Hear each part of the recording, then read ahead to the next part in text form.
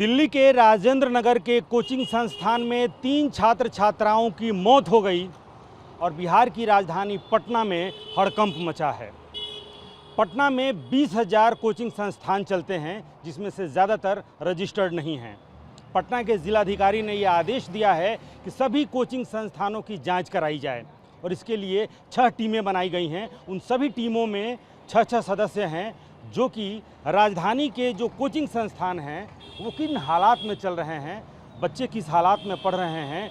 लेकिन जांच का आदेश देने के बाद से आज से जांच शुरू क्या हुई है कि कोचिंग संस्थानों में ताले लटक गए हैं। ज़्यादातर कोचिंग संस्थान बंद हैं। कोचिंग संस्थानों में ताला मारकर एक तरह से फरारी की स्थिति है, क्योंकि कोई हादसा इस तरह का नहीं हो जिसमें दिल्ली जैसे हालात पैदा हों, इसके लिए आदेश दिया गया है। लेकिन आप देखिए किन हालात में यहाँ पर कोचिंग चलते हैं। ये देखिए, मैथ से लेकर के और आपको आईएएस की कोचिंग तक, आपको बैंक से लेकर के बैंक, एसएससी, रेलवे, दारोगा, बिहार पुलिस और मैथमेटिक्स से लेकर के रीजनिंग। यहाँ आप देखिए, ये मैथ यहाँ पर ताला लगा हुआ है। लेकिन ये देखिए, ये कोचिंग संस्थान किस हालत में चलते हैं। यहीं पर एक कारखाना भी है। ये कारखाना लकड़ी का कारखाना, और इसी कारखाने से होकर के यहाँ पर जो है कोचिंग संस्थान। अब ज़रा रास्ते को आप गौर करिए कि यहाँ अगर कोई हादसा हो जाए तो फिर किस तरह से निकलना, और इसी तरह से आप ऊपर तक चले जाइए।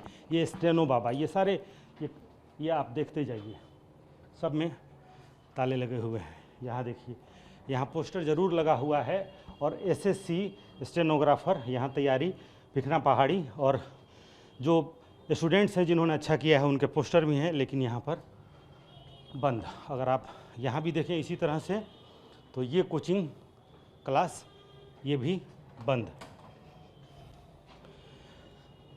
इधर आप देखें तो इसी तरह से यहाँ बंद। इसी तरह से आप ऊपर तक चले जाएं और इन्हीं हालात में आपको ऊपर तक जाना होगा। बच्चे उतरते हैं, आते हैं, जाते हैं, लेकिन उनकी सुरक्षा के लिए अगर कोई ऐसी स्थिति हो जाए, और कई पॉइंट्स पे जिलाधिकारी ने, पटना के जिलाधिकारी ने कई पॉइंट्स तैयार किए हैं कि उन टीमों को दिया गया है जिसमें अग्निशमन विभाग के अधिकारी से लेकर के और आपदा प्रबंधन विभाग तक के अधिकारी हैं। आपदा की स्थिति में किस तरह से बच्चे निकलेंगे, अग्निशमन की व्यवस्था यहाँ पर है कि नहीं है, क्लासरूम की स्थिति क्या है। क्लासरूम तो फ़िलहाल यहाँ बंद है।